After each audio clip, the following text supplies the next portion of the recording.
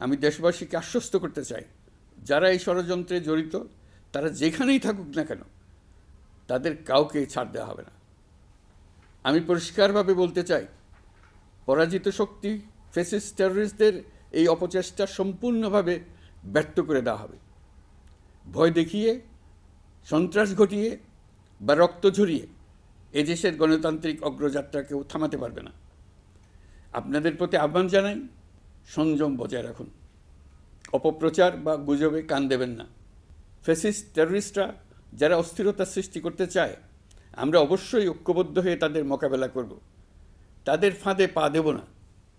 পরাজিত ফ্যাসিস্ট শক্তি এদেশের পবিত্র মাটিতে আর কোনো দিন ফিরে আসবে না।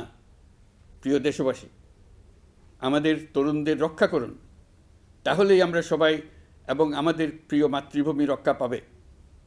যারা দেশ ছেড়ে পালিয়ে গেছে তারা বুঝে গেছে তরুণ যোদ্ধারা তাদের পুনরুত্থানের পক্ষে ভীষণ রকম বাধা।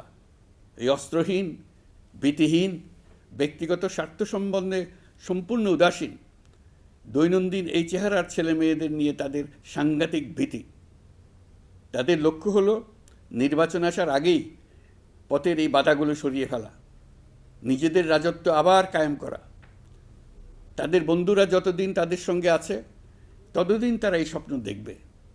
নির্বাচন হয়ে গেলে তাদের বন্ধুরা সমর্থন জোগাতে বেকায়দায় পড়বে। সেজন্যই তো এত তাড়াহুড়া। তারা চায় নির্বাচনের আগেই তাদের ফিরে আসা নিশ্চিত করতে। নানা ভঙ্গিতে এটা তারা করবে। এই চোরাগুপ্তা খুন করার যে উদ্যোগ, তার একটা রূপ। আরও কঠিনতর পরিকল্পনা নিয়ে তাদের প্রস্তুতি আছে। দেশের সবাইকে জোর গলায় বলতে হবে, আমরা তরুণদের রক্ষা করব। এখানে পুরনো আমলের দাসত্ব মেনে যারা আছে তাদেরকে দাসত্ব থেকে বের হয়ে আসতে হবে। উৎসবমুখর শান্তিপূর্ণ নির্বাচন করে আমরা সবাই মিলে দেশের উপর আমাদের পরিপূর্ণ দখল প্রতিষ্ঠিত করব।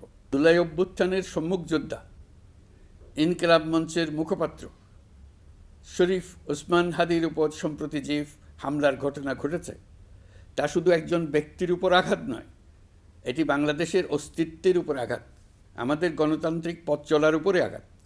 শরীফ ওসমান হাদি বর্তমানে সংকটাপন্ন অবস্থায় চিকিৎসাধীন।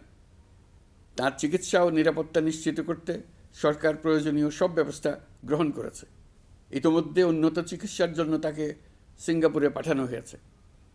আপনারা তার জন্য মহান আল্লাহ তাআলার কাছে অন্তরের অন্তঃস্থল থেকে দোয়া করুন। সরকার এই ঘটনাকে অত্যন্ত গুরুত্বের সঙ্গে দেখছে। ঘটনার সঙ্গে জড়িতদের প্রাথমিকভাবে চিহ্নিত করা গেছে।